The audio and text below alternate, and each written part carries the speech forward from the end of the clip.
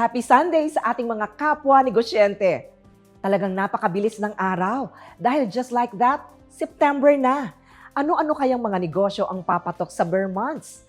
Ako si Roda Castro-Caliwara, your resident Pinay entrepreneur. At ito ang NegoSHEnte.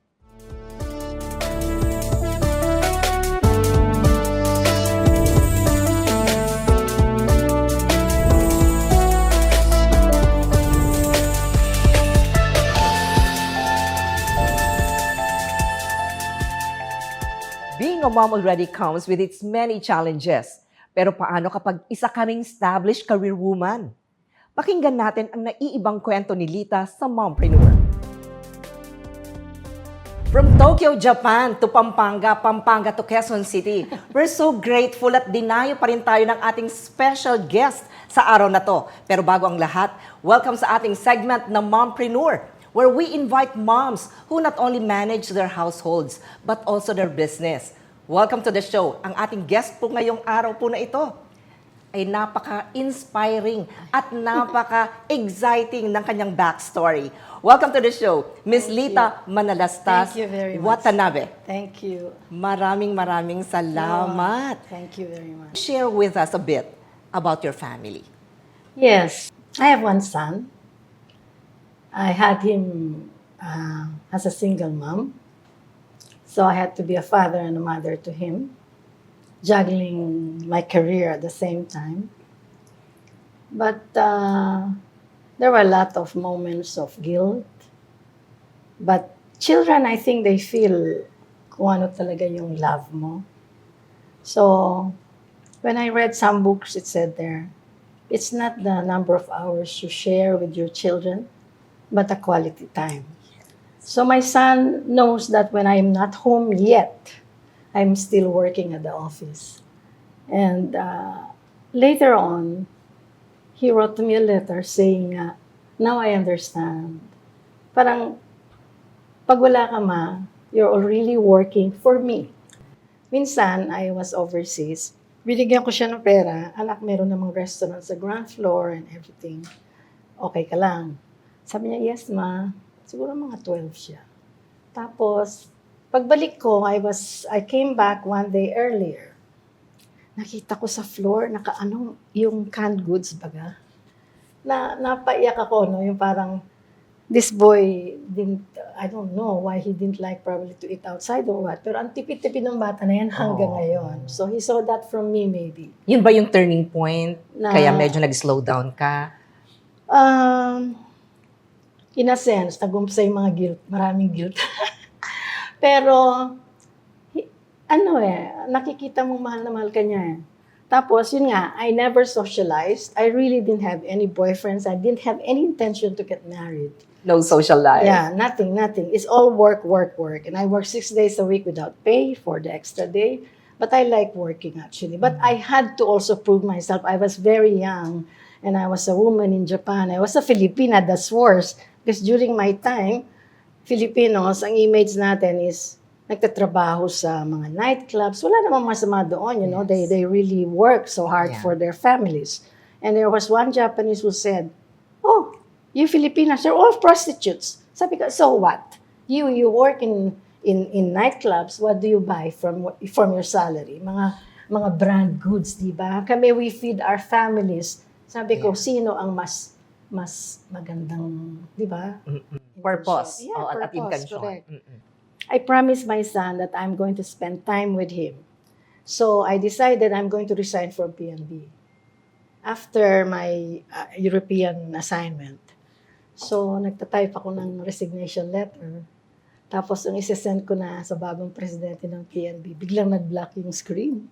Tapos sabi ko sa kaibigan kong mayaman na businessman, naku, siguro ayaw ng Diyos na na mag-resign ako.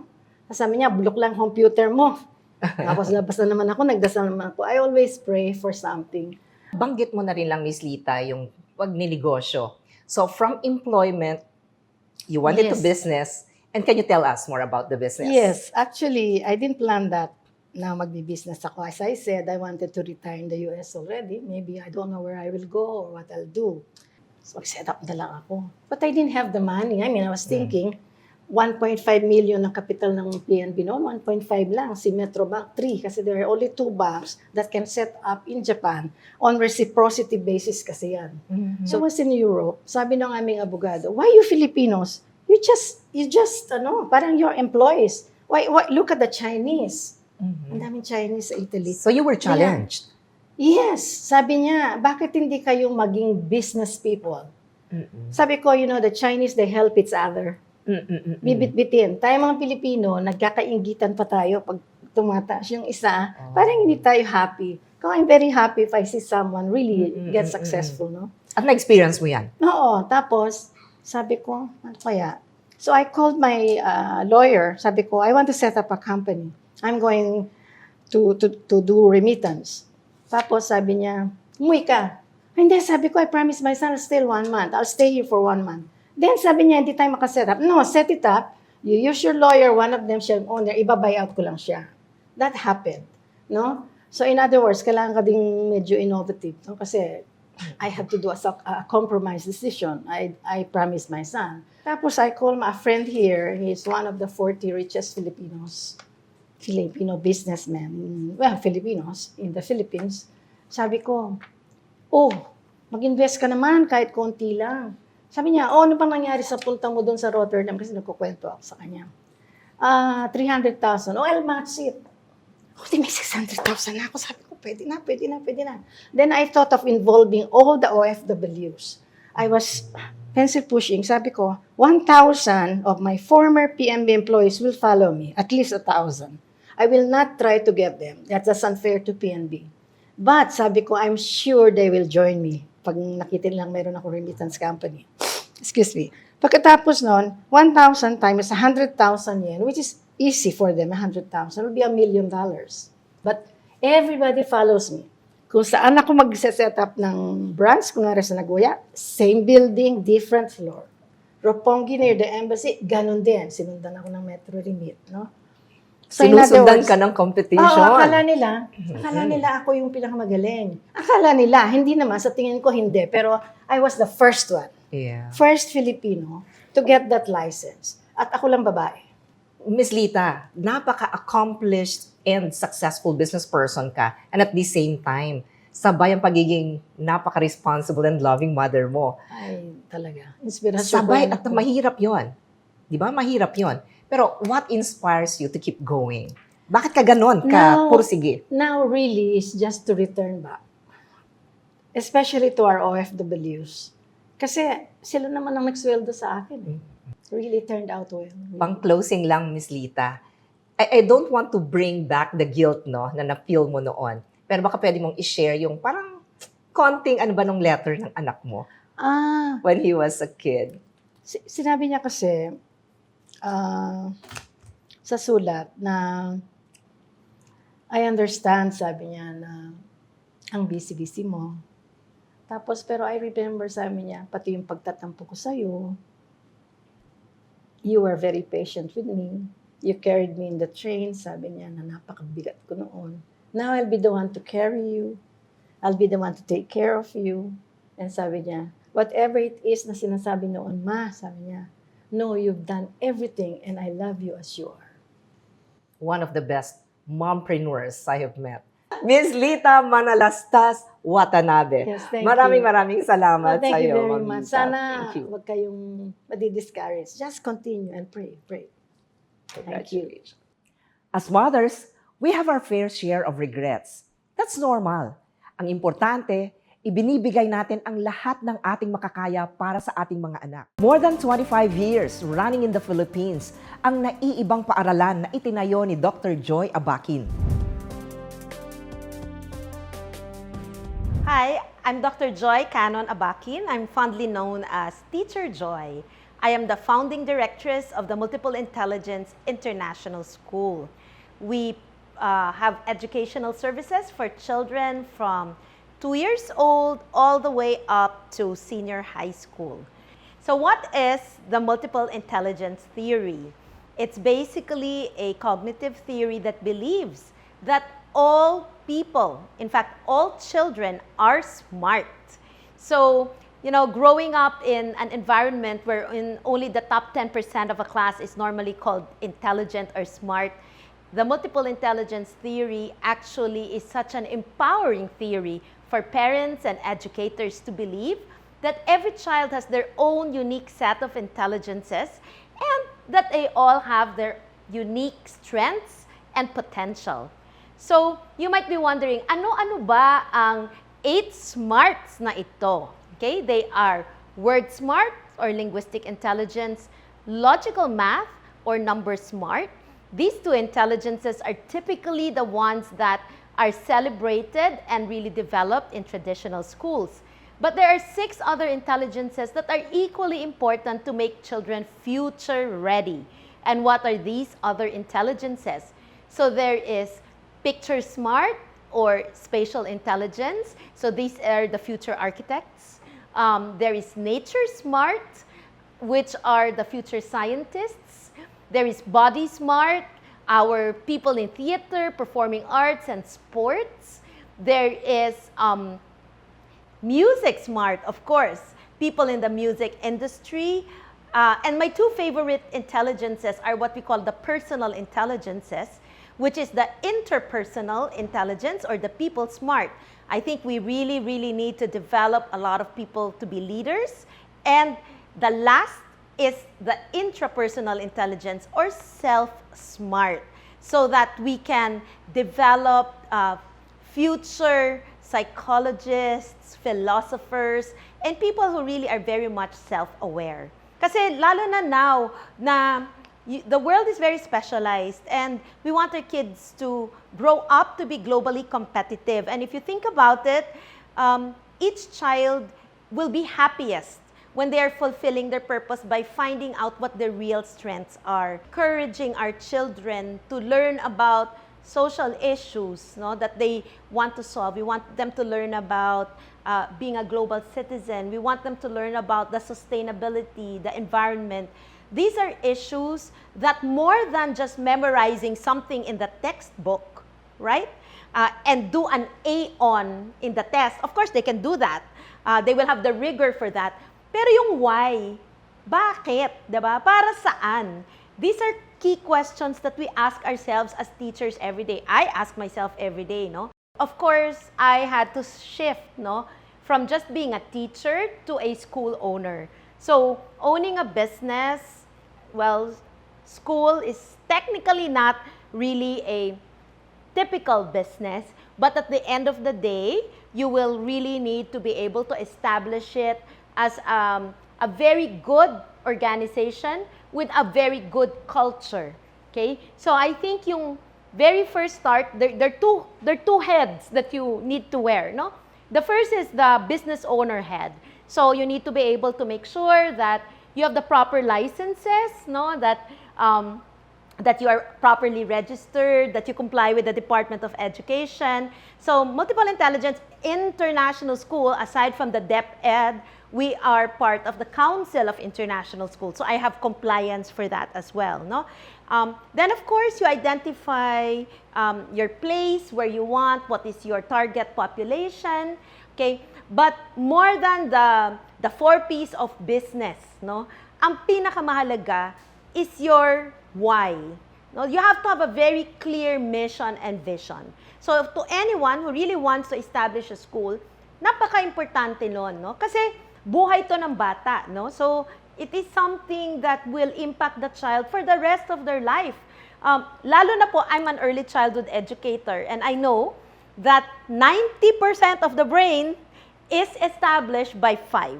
So imagine, ikaw yung preschool teacher. So what you do in the classroom matters, no? So very important that who wants to start the school has very clear mission and vision. Like in our way, really wanted to celebrate that, nako, walang bobo sa MI. Lahat ng bata matalino. And we really had to live that out as a vision, no?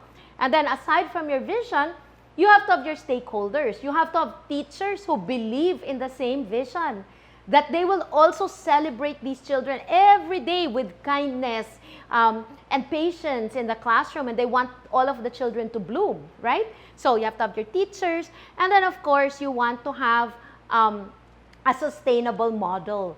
Kasi you want to be able to keep your promise, no? Ako talaga, importante yon, no? To be able to walk your talk, to be able to make sure that your promise in your mission and vision, you actually do.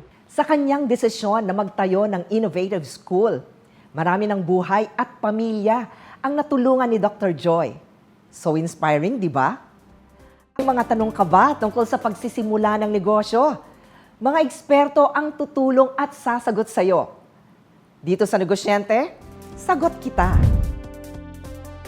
Ang paglago ng mga negosyo sa ating bansa ay hindi lamang merong sapat na kapital at magaling ang mga entrepreneurs, kundi dahil din sa pinagsama-sama at pinagbuklod-buklod na suporta ng mga iba't ibang sektor na tumutulong sa ating mga negosyante. Nako, buti na lang, merong isang organisasyon na siyang nagbuklod, pinagsama-sama ang mga educators, mga business practitioners, government policy makers o kaya mambabatas at mga researchers or consultants.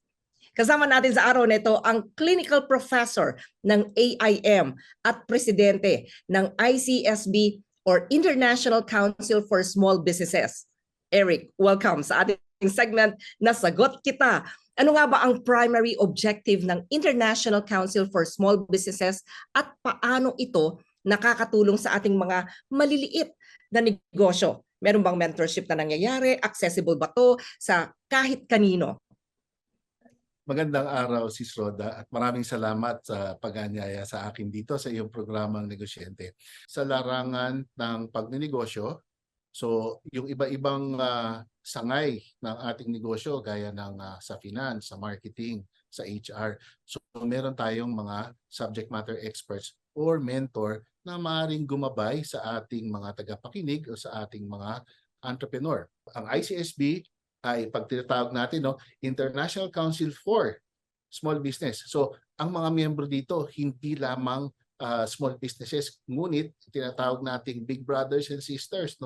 Ngayon, bubuksan natin ang pinto sa pangalawang anibersaryo ng ICSB para sa ating mga kapwa entrepreneurs. Marami silang aabangan sa mga coming weeks. Alam nyo ba, dahil maraming members ang ICSB, mga experts kumbaga, tungkol sa pagninegosyo.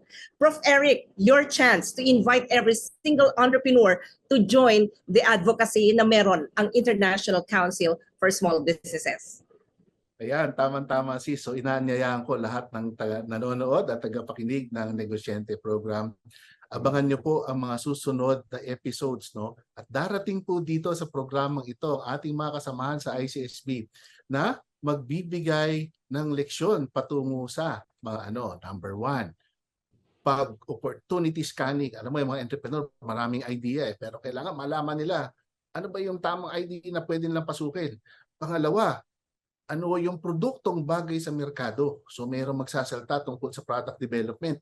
Meron din magsasalita tungkol sa marketing. Ano ba yung marketing? Para ipakilala ang produkto sa mga mamimili. Susunod, meron din tayong magtuturo tungkol sa estratehiya or strategy. Ano yung simple steps para maparating natin na maayos ang ating produkto sa mga mamimili? At meron din magtuturo tungkol sa operations. Yung mga magtatayo ng tindahan mula opening to closing. Paano ba mga babantayan ninyo habang bubukas ang inyong mga tauhan at bago rin magsara araw-araw? Meron din tayong tagapagsalita patungkol sa human resources. Okay? Bibigyan kayo ng snapshot idea. Paano ba pamunuan ang inyong mga tao sa inyong negosyo?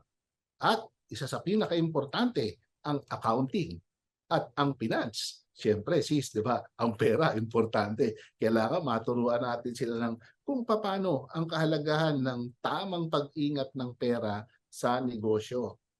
At meron din, kakabit ng finance, yung buwis. Di ba?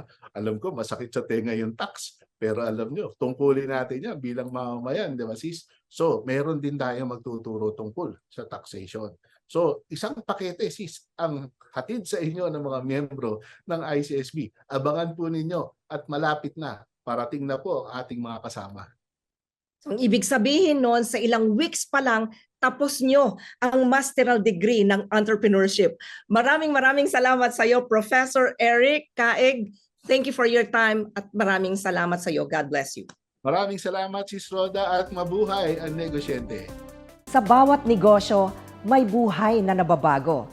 Yan ang mapapanood ninyo sa The Good Stories, brought to you by SM Supermalls. Ang bahaging ito ay hatid sa inyo ng SM Supermalls. Nandito tayo ngayon sa Iloilo City para kilalanin ang ilan sa mga small but successful business owners dito rin sa SM. At kasama ko ngayon dito sa SM City, Iloilo, si Ted Valderrama Jr., ang may-ari ng Nicolette's Bakery and Cafe. Hi, Ted! Hi, Sandra. Hello. Okay, so Nicolette, it's amazing. We've had your food. It's great. Can you tell us how Nicolette got started, the story behind Nicolette's? So, Nicolette is really a product of circumstance. When this wing of the mall was still being built, I accompanied an aunt who used to be the manager of the branch here. And on the way out, I bumped into the leasing manager of SM and she made a pitch to open a place here. And to be honest, I didn't know what to open. I didn't even know what to sell. My wife, Nicolette, didn't have anything to do here yet. So I figured, why don't we start something for her? On a business, especially a real estate business, it would be with SM. Because I think they have the vision, so they would be the right partner to open a concept. Because they have the traffic, they have the vision, the look, everything. How did this come about after Yeah. that whole anong gagawin ko na business? So the first 3 months, when we opened this business, to be really honest, it was really like a coffee shop.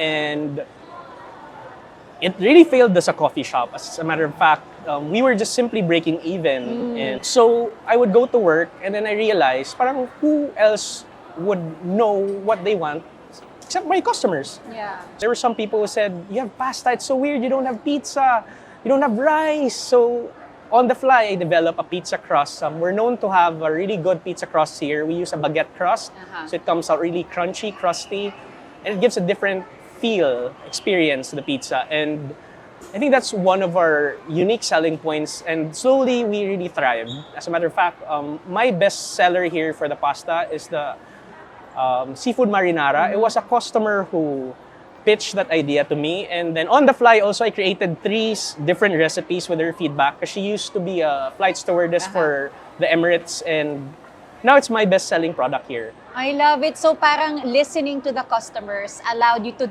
expand your menu and save the failed cafe in the past. Ang galing naman. Yeah. And you know, Ted, a lot of small business owners are actually watching right now. And I guess what advice would you give them? Let's say a key to having a successful business. Listen to your customers, but also try to be different. Because I notice a lot of people, when they get into business, they have a point of reference. They see an idea become successful and they kind of want to do the same thing. Try to sell a product that's good and different. So you have to have some differentiation also. Good and different. Thank you so much, Ted, for sharing that. Would you like to invite our viewers to come check out Nicolette's? Oh, when you guys are in Iloilo, feel free to visit Nicolette Bakery Cafe here in SM City, Iloilo. See you! Ang bahaging ito ay hatid sa inyo ng SM Supermalls.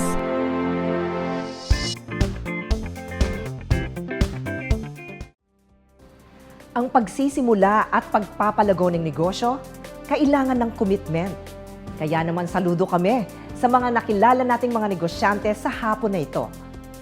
They are the true examples of commitment, hard work, and dedication. Ako si Roda Castro-Caliwara na naniniwalang pag may negosyo, may trabaho. See you next.